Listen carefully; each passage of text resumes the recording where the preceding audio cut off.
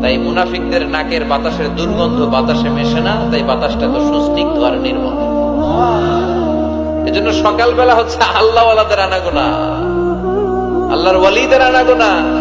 মুনাফিকরা ওই টাইমে বেরোতে পারে না, ওরা থাকে কম্বলের নিচে, আছে না নাই? এজন্য জুমার দিনের প্রথম সুন্নাহ হচ্ছে ওই দিনের ফজর নামাজটা জামাতের সাথে পড়া যাবে, একটু চেষ্টা করা যাবে না? আচ্ছা, 2 নম্বর জুমার দিনের সুন্নাত হচ্ছে সিওয়াক, মেসওয়াক করা। আসেনি আপনাদের? মাতহারাতুন লিল ফাম মারদাতুন লিররাব। বিষ্ণু ইসলাম বললেন এটা দিয়ে জিহ্বা পরিষ্কার হয়, দাঁত পরিষ্কার হয়, আর আল্লাহর সন্তুষ্টি অর্জিত হয়। বিষ্ণুনবী জাইতুনের ডাল দিয়ে মেসওয়াক করতেন আর বলতেন নি'মা সিওয়াকি আয-যাইতুন ফাইন্নাহা সিওয়াকি ওয়া সিওয়াকুল আমবিয়া মিন ক্বাবলি।